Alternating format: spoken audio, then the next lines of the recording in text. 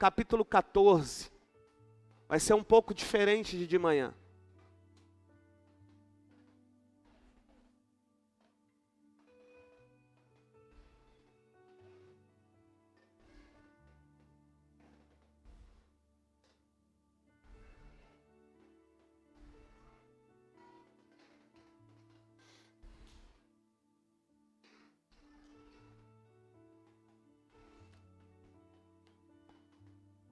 Terminou o culto, fui para casa, fui levar o Bidu para fazer a sua necessidade, e passeando com o Bidu na Avenida das Américas, Deus me conduziu também a colocar dentro da mensagem isso que eu vou dizer aqui. João capítulo 14, diz assim: não se turbe o coração de vocês. Creiam em Deus, creiam também em mim. Na casa de meu pai há muitos aposentos, se assim não fosse, eu não teria dito a vocês. Vou preparar lugar para vocês. Eu vou estar narrando nesta noite alguns acontecimentos dentro daquilo que está sendo celebrado hoje. O importante, amados, não é saber que Jesus morreu na cruz, porque os ladrões também morreram. O importante é saber que só Jesus ressuscitou. Ter uma pessoa lá na cruz não garante salvação. Agora, ter uma pessoa que esteve na cruz, saiu dela e apareceu ressurreto, é garantia de salvação. E só Jesus fez isso. A Bíblia diz que após Jesus passar pelas águas, Jesus vai começar a anunciar o Evangelho. É chegado o reino dos céus. A Bíblia diz que Jesus vai começar a chamar algumas pessoas. Pessoas como eu e você. Pessoas reprovadas. Pessoas que talvez não tinham valores como às vezes eu e você nós não temos. Mas a Bíblia diz que Jesus escolheu. Jesus chamou um por um. É os 12 do Senhor. Os 12 discípulos. A Bíblia diz então que vai se criar uma amizade. Vai ter um relacionamento. Eles vão conhecer o Senhor e o Senhor também vai mostrar para eles quem o Senhor é e quem eles são para o Senhor. Há um relacionamento. E um relacionamento profundo, de amor, de carinho, de respeito, de companheirismo, de fidelidade. Embora tenha uma traição, embora tenha aqueles que não acreditam, Tomé. Embora tenha aqueles que dizem que vão lutar a favor, mas na hora de ser preso, né, casca fora. Mas Jesus escolheu. Então se criou um vínculo, uma amizade. Os anos vão se passando, embora fosse apenas 3 anos de ministério. O convívio é tão grande, que eles vão deixar de ser servos e passarem a ser amigos. Com certeza Jesus comeu na casa de uns, eles comeram junto com Jesus. E a Bíblia me diz que um dia, Jesus sentado, conversando com os seus, ele vai começar a anunciar que ele vai partir, ele vai embora. Jesus vai morrer. E ele dizendo isso, a Bíblia diz em João 14, que o coração dos discípulos vão entristecer. E é aí então que o Senhor vai dizer, não turbe o coração de vocês. Credes em Deus, credes também em mim. Jesus está dizendo que vai morrer. Vai se entregar em favor de nós.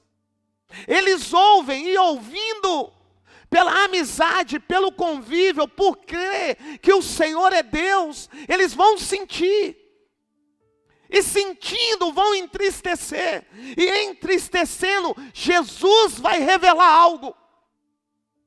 E não apenas revelar, a sua revelação é uma profecia. Jesus vai dizer, não turbe o coração de vocês. Credes em Deus, credes também em mim. Na casa de meu pai há muita morada. Se não fosse assim, eu não teria dito a vocês, eu vou preparar lugar. Há uma promessa. Jesus está dizendo para os seus, eu vou preparar lugar para vocês, porque aonde eu estiver, vocês também estarão. Então preste atenção. Jesus tinha acabado de anunciar que ele vai morrer. E ao mesmo tempo ele está dizendo, eu vou preparar lugar. Jesus está querendo dizer para eles o seguinte, embora vocês me verão crucificado, para muitos eu estarei morto, mas para vocês eu só estou indo preparar um lugar. Jesus já estava querendo acalmar o coração deles. Eu vou, mas eu estou indo preparar lugar. E a Bíblia diz que ele então vai. A Bíblia diz que ele vai entrar em Jerusalém montado no jumento. A Bíblia diz que as pessoas vão fazer um tapete com folhas, ramos, conhecido como Domingo de Ramos. E eles vão ovacionar, dizendo, Hosana, Hosana ao rei, bendito é o rei dos judeus, Jesus está entrando como rei. A Bíblia diz que outras coisas irão acontecer. Até que Jesus então é levado a Pilatos, Jesus é condenado. E sendo Jesus condenado, Barrabás é solto. E a Bíblia diz que a condenação que vem sobre Jesus é a condenação de morte de cruz. Jesus já foi condenado. A Bíblia diz que o soldado romano agora vai pegar Jesus e vai levar ele para o pretório, dentro do palácio, conhecido também como pátio. Preste bem atenção. Jesus estava do lado de fora, agora ele vai para o lado de dentro do palácio. Por quê? Porque nenhum rei pode ser coroado do lado de fora, ele é coroado do lado de dentro do palácio. Eu acho que você não entendeu. Não tem como um rei ser reconhecido fora. Primeiro ele é reconhecido dentro do palácio. A Bíblia diz que os soldados pegam Jesus. E pegando Jesus, leva ele para dentro do palácio, o pretório, o pátio. Levando ele, vai fazer uma coroa de espinhos. Está mostrando para todo mundo que ele é rei de judeu. A Bíblia diz que vai entregar para eles, pôr sobre ele um manto vermelho. Além disso, há algumas versões bíblicas que dizem que deram para ele também uma vara. Então Jesus é coroado como rei. A Bíblia diz que vai sobre o pescoço dele uma placa escrito Rei dos Judeus, Jesus o Nazareno. A Bíblia diz que os soldados, por forma de zombaria, está em Marcos capítulo 15, versículo 21. Por forma de zombaria, eles vão dizer que o Senhor é rei dos judeus. Então quando eles, por forma de zombaria, dizem que Jesus é rei dos judeus, eles só estão confirmando aquilo que realmente Jesus é. Ele é rei dos reis e senhor dos senhores. E não é fora do palácio, é dentro do palácio. A Bíblia diz que logo em seguida, após ele receber os açoites, ordenado por Pilatos, a Bíblia diz que eles vão tirar o manto. A coroa permanece e vão entregar para ele uma cruz que não era para ele, era para mim e para você. E entregando ele a cruz, ele agora tem um caminho a seguir. Se nós pegarmos a antiga Jerusalém, dá 1.200 quilômetros. Se for a nova, dá 500 a 600 metros de distância entre o pátio do palácio e até o Gólgota. É entre 500 a 600 e a 1.200 se for a antiga Jerusalém. A Bíblia diz que Jesus, quando ele vai sair do pátio, do pretório, tem um nome. O nome dessa porta é a porta de Damasco, que significa a porta do leão. Então quem vai sair por essa porta não é qualquer um. Não entenderam? Quem está saindo por essa porta não é qualquer um. Porque a porta tem um nome, é a porta do leão. E a Bíblia me diz que em Apocalipse capítulo 5, tem um homem que por pregar a palavra está na ilha de Patmos. O nome dele é João. Está tendo ele as revelações de Deus, daquilo que há de acontecer. A Bíblia diz que todas as portas da terra se fecharam para João, mas a porta do céu se abriu para ele. Deus vai revelar coisas para João. Após revelar aquilo que está acontecendo nas igrejas da Ásia, ele agora vai ter uma visão. E qual a visão que ele vai ter? Um livro. E nesse livro há 7 selos. E a Bíblia diz que João está olhando. Só quero lembrar aqui, 3 horas da tarde Jesus se entrega. Está consumado. Para entrar o sabá é a partir das 18 horas. Então eles têm pouco tempo para pegar o corpo de Jesus, colocar dentro do sepulcro, para tudo ficar conforme o costume. Quero só lembrar vocês, que enquanto Jesus está saindo do pretório, a porta do leão, lá em Apocalipse capítulo 5, João está chorando. E por que João está chorando? Porque ele vê o livro. Ele vê os 7 selos e vendo ele vai dizer, eu não vejo nem no céu, nem na terra, ninguém digno para desatar os selos. A Bíblia diz que ele chora tanto, que um ancião vai aparecer a João e vai dizer, João, por que choras? E João vai dizer, eu choro porque eu não consigo ver nem no céu, nem na terra, ninguém digno para desatar os 7 selos. Até que o ancião diz, não chore, João, porque lá vem ele. Quem é que está vindo? Quem é que está vindo? Ei, não é o cordeiro, é o leão da tribo de Judá. Se a porta é do leão, não sai ovelha, sai o leão.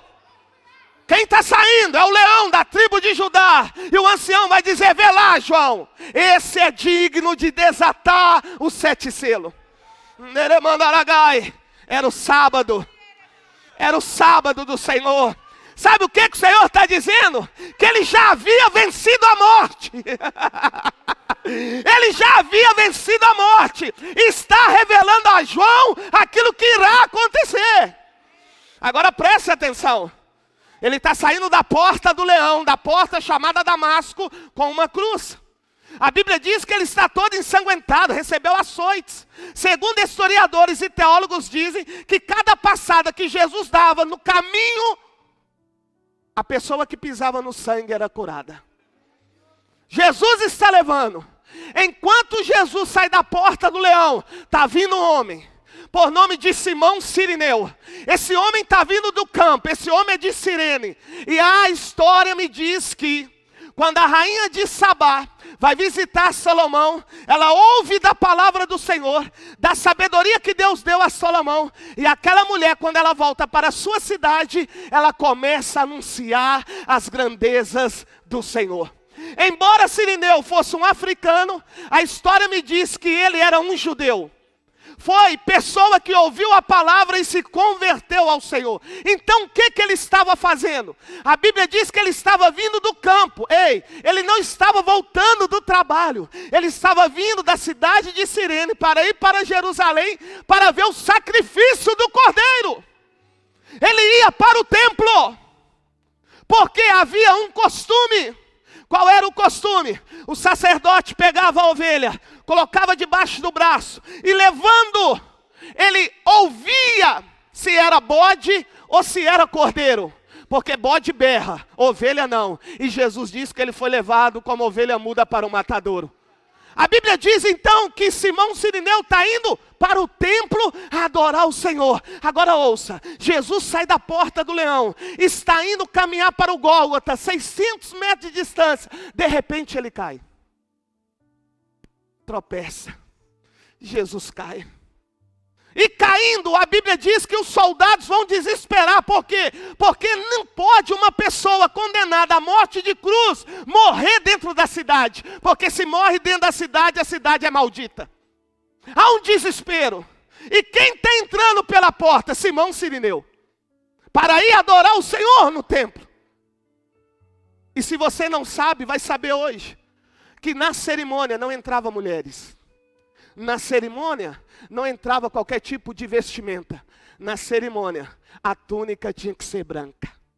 Então, quando Simão Sirineu, ele entra na cidade, pela porta do trabalho, o que ele vai fazer? Ele vai tirar a sua roupa e vai pegar a túnica. Por quê? Ele está indo para ver o sacrifício do cordeiro no templo. Porque ele sabe que, estando ele presente, uma vez que o cordeiro é morto, pega o isopo, a bucha, enxuga aquele sangue e joga o sacerdote sobre o povo. Eles entendem que a gota que cai sobre a vestimenta está mostrando que Deus o perdoou. Agora imagine vocês, Simão Sirineu sai de Cirene com a intenção de ir para o templo, chega na porta do trabalho, o que ele se depara com um alvoroço. E ele é curioso, ele quer saber o que está acontecendo. Só que ele tem uma outra programação. A programação dele é no templo e ele não pode sujar as vestes. Ele vai entre a multidão e começa a perguntar o que está acontecendo. Até que ele visualiza e olha, não reconhece, não sabe quem é. Mas os soldados vão apontar para ele e vai dizer: ei, você! Eu fico imaginando o Simão. Eu? É, você! Quero que você desça daí. Sai da onde você está. Porque você vai ajudar esse homem a carregar essa cruz. Imagine você, tendo o seu compromisso. Compromisso de receber o perdão do Senhor, como de costume. E agora está sendo interrompido aquilo que você programou, aquilo que você sempre fez. Imagina Simão Sirineu. A preocupação dele. Vestes brancas. Quando ele olha, um homem caído no chão, com uma cruz toda ensanguentada. O que ele pensa? Se eu vou ajudar esse homem, eu não vou poder entrar no templo para ver o sacrifício do cordeiro. E com isso eu não vou receber o sangue sobre as minhas vestes. No linguajar do pastorzão, deu ruim. Os soldados dizem: é você. A Bíblia me diz que forçadamente ele vai. Só que alguns teólogos dizem que Jesus caiu dessa forma. E quando Jesus cai apoiando sobre a cruz, a Bíblia, juntamente com a história, diz que Simão Sirineu entra por debaixo do Senhor. E entrando por debaixo do Senhor, ele levanta o Senhor e começa a ajudar o Senhor a caminhar. Agora aqui está o segredo. Simão Sirineu, quando você vai estudar, você descobre que ele foi reprovado quando ele almejou o ofício sacerdotal. Por quê?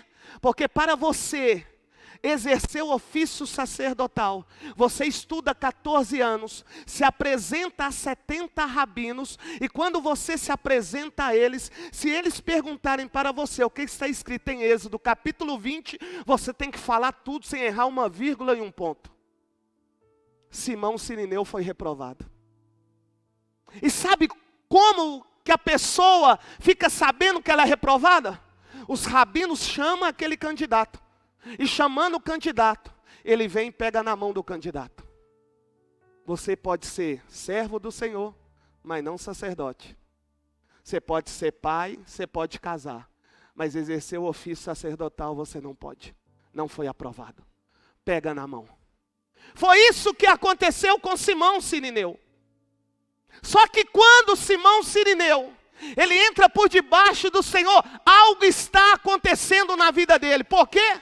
Porque quando o aluno é aprovado para o ofício sacerdotal, o cumprimento é outro. Não é pegar na mão. Levanta por favor, João. O candidato está aqui à frente, eu sou o rabino. E o que o rabino faz? Está apto a exercer o ofício sacerdotal.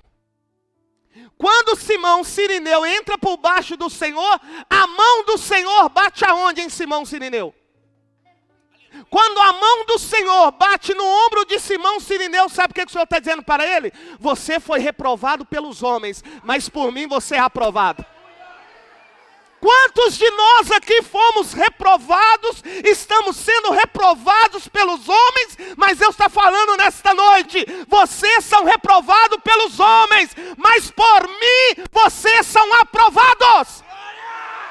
Ei, querido, a Bíblia diz que Simão Sirineu tem filhos. Alexandre e Rufo. O apóstolo Paulo vai mencionar sobre Rufo e Alexandre em Romanos. E sabe o que Paulo vai dizer? Que eles estão aptos a exercer o ministério. Você vai entender. Jesus é morto, crucificado. Jesus ressuscita. Aquilo que ele havia prometido, ele vai cumprir. A Bíblia diz que ele havia dito aos discípulos que ele ia preparar lugar. Peraí, se ele ia preparar lugar, não tem como morto trabalhar. Então Jesus estava vivo. E para ele comprovar a sua existência, o que vai acontecer? Ele não vai poder estar no sepulcro. A Bíblia diz que pela manhã umas mulheres vão até o sepulcro e chegando lá, elas não encontram Jesus lá. Por quê? Porque você não procura quem está vivo dentre os mortos. Nossa, meu Deus do céu. Elas estão chorando, porque chegaram lá e não viram o corpo do mestre. Sabe o que eles viram? O linho jogado no chão e o lenço dobrado. A Bíblia diz que aquelas mulheres voltam alegres, por quê? Porque o anjo, porque o próprio Deus falou para elas, vai lá e avisa os seus irmãos, que eu ressuscitei. Fala para eles que eu vou adiante deles, e eu vou encontrar com eles em Jerusalém. O que o Senhor disse para os discípulos? Permanecer em Jerusalém até que do alto sejais revestido de todo aquilo que Deus promete, Ele cumpre, irmão. Ele prometeu que ia preparar lugar. Eu estou querendo dizer para você que a ressurreição dele só é a confirmação daquilo que ele disse para mim e para você. Que um dia ele vai voltar e vai levar a noiva dele, irmão. Fala para esse irmão se você está preparado. Porque pode ser agora. A trombeta pode soar. E a trombeta soando, nós que estamos em Cristo, seremos arrebatados e encontraremos com Ele no ares, irmãos.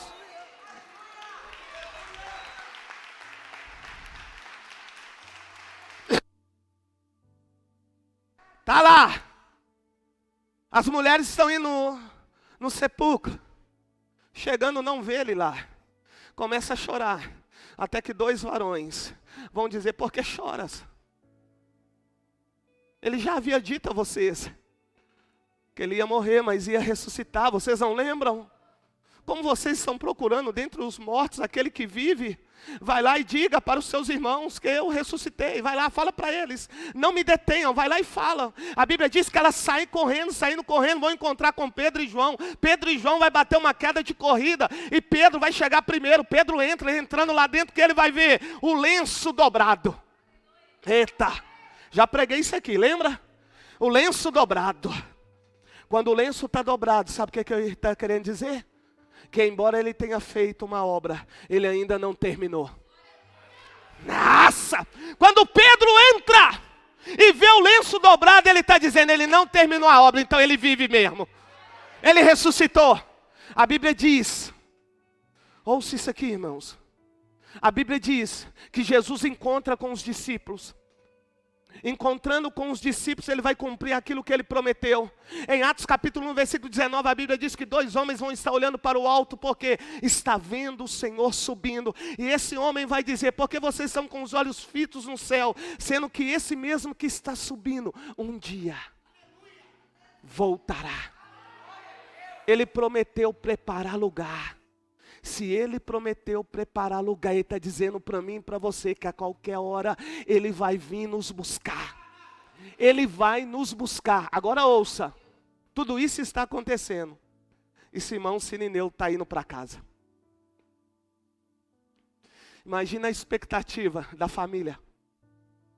Poderia ser mais um ano, como os demais. Só que esse foi diferente.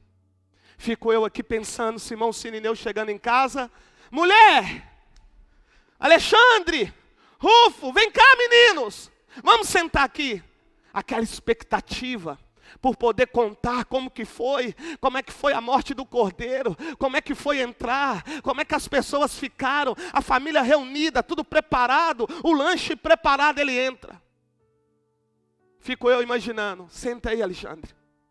Senta aí, Rufo. Vem cá, mulher, senta aqui. Tem uma história para contar para vocês. Vocês sabem que todo ano nós vamos adorar o Senhor, eu vou. E esse ano aconteceu algo. Esse ano, quando eu entrava na porta do trabalho, eu vi um alvoroço. embora eu já havia vestido a veste para mim entrar para o templo, eu fui saber o que estava acontecendo, e olhando o que estava acontecendo, de repente um homem desconhecido, carregando uma cruz, sendo xingado, maltratado, todo ensanguentado, ele cai. E eu olhando aquilo ali, os soldados olham para mim, aponta para mim e diz: ó, você aí! Fica imaginando ele, mulher, eu com a roupa branquinha, todo preparado para mim ir para o templo. Eles me chamam, e eu não podia recusar, senão eles iam me levar preso. E eu fui ajudar a mulher. Eu entrei debaixo daquele homem ensanguentado. E eles diziam, alguns, que ele era mestre. Ele era profeta. E algo aconteceu que quando eu entrei debaixo dele, se ele é mestre, a mão dele tocou no meu ombro. Entendeu não, né? Eles diziam que ele é mestre. E por ele ser mestre, a mão dele toca no meu ombro.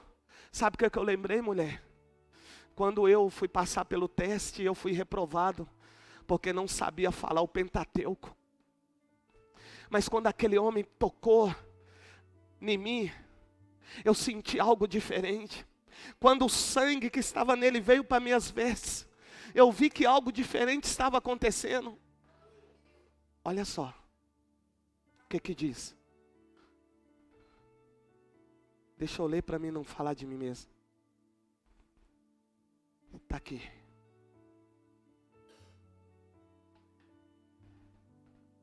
Está aqui.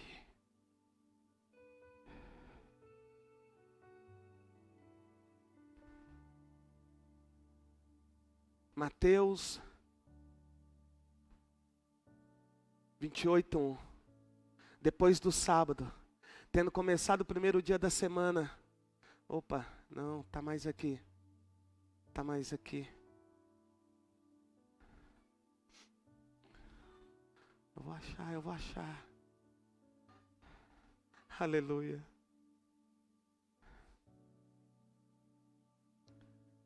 Marcos 15:21. Certo homem de Cirene chamado Simão, pai de Alexandre e de Rufo, passava por ali. E chegando do campo, eles o forçaram a carregar a cruz. Eu perdi aonde eu coloquei o versículo que Paulo fala da aprovação. Está aqui, obrigado. Romanos 16:13. Olha só, Paulo. Saúdem Rufo.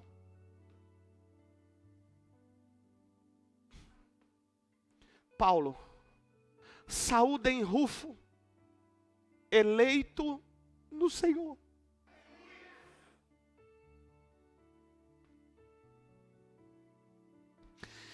E sua mãe, que também tem sido mãe para mim. Oh.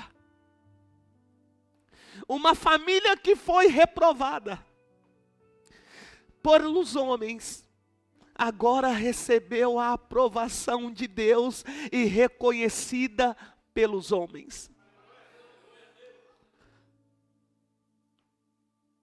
Ele está contando para os filhos.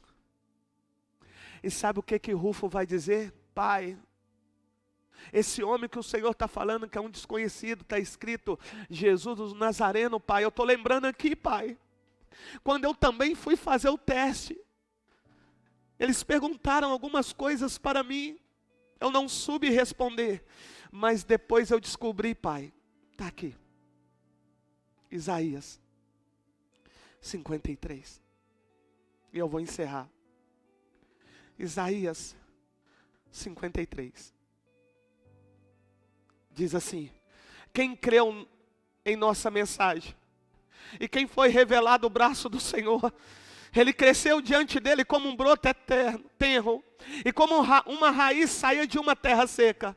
Ele não tinha qualquer beleza ou majestade que nos atraísse, nada havia em sua aparência para que o desejássemos. Foi desprezado. Rufo está dizendo, estou lembrando, pai, por aquilo que o Senhor está dizendo para mim, que o Senhor viu, é o que está em Isaías capítulo 53.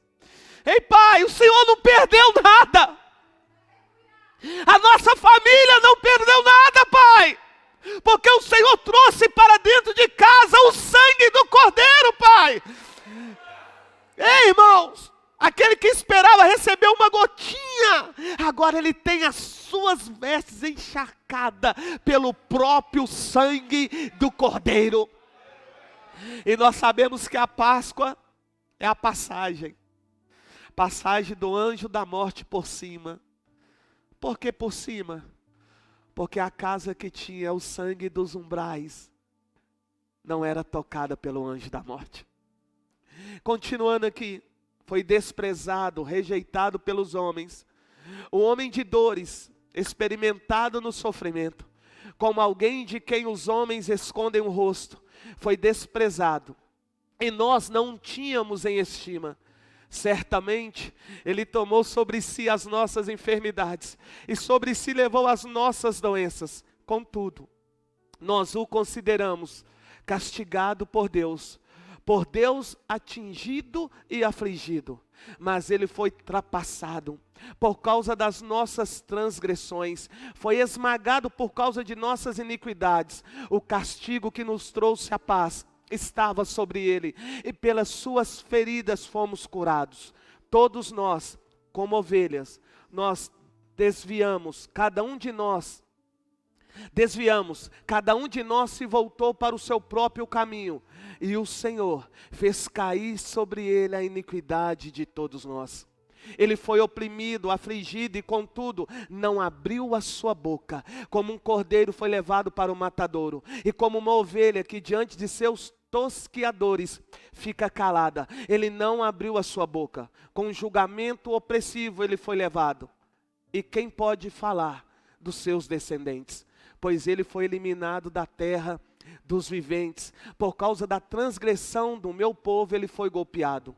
Foi-lhe dado um túmulo com os ímpios e com os ricos em sua morte, embora não tivesse cometido nenhuma violência, nem houvesse nenhuma mentira em sua boca.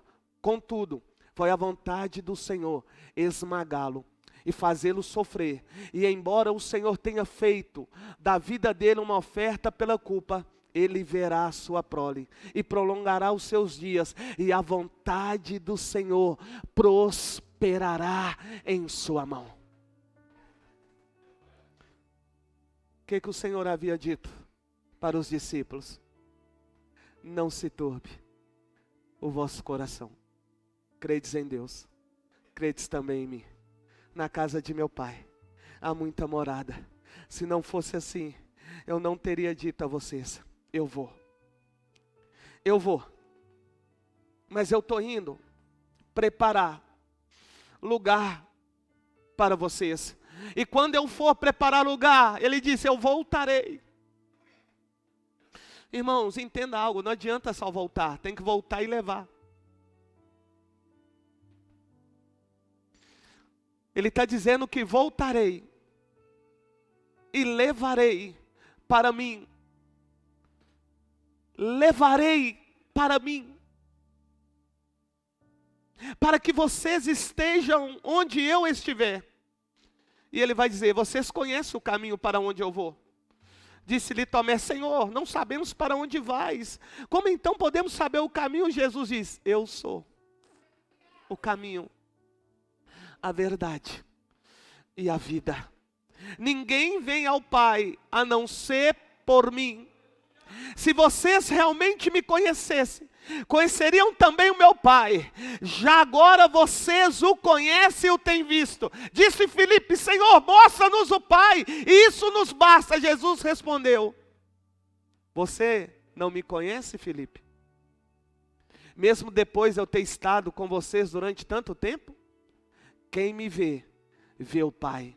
E como você pode dizer: mostra-nos o Pai? Você não crê que eu estou no Pai e que o Pai está em mim?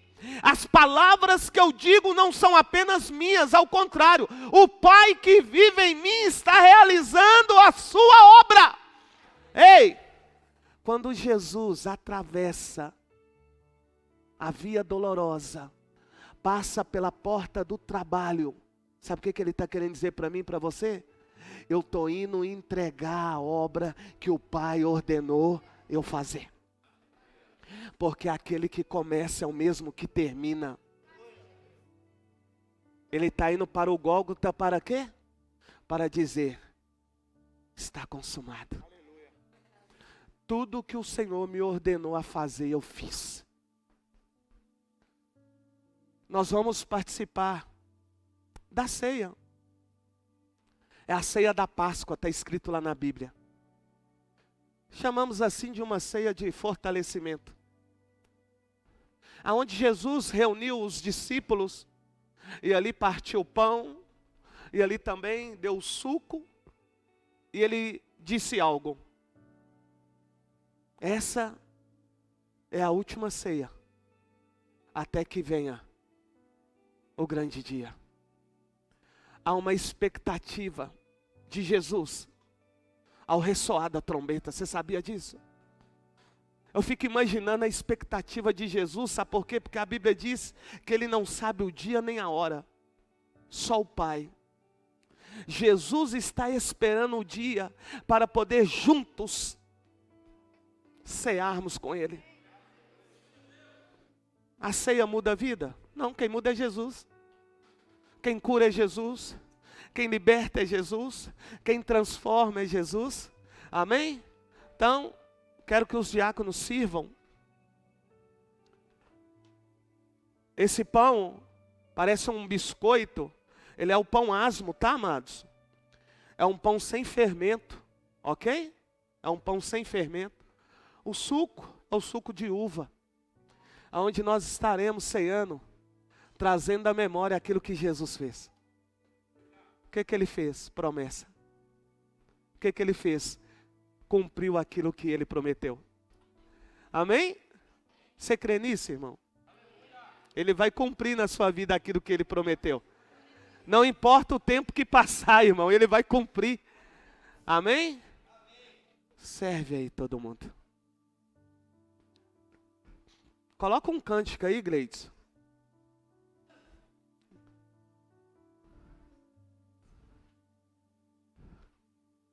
Ruas de ouro, de cristal. Que Ele é lindo. Deus está na casa, amados. Amém?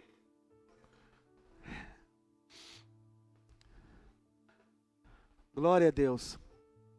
Se tem causa impossível, nós servimos o Deus do impossível. Tá bom? Terça-feira traga, você que está com causa na justiça. Sabemos que tudo vai ser feito conforme a vontade do Senhor. Mas aquilo que parecia impossível, para mim, para algumas pessoas, Deus tornou possível. Né? Então eu disse pela manhã que Deus demonstrou mais uma vez na Igreja Batista Tempo de Deus que eu tenho autoridade para poder orar por vocês, porque como que eu vou orar por uma causa sendo que a minha própria causa não é resolvida? Só que Deus resolve a minha causa primeiro para me dar testemunho para vocês, que Deus é Deus da causa impossível. Amém? Vai dar certo, irmão. Vai dar certo. Já deu certo. Aleluia. Deixa todos serem servidos.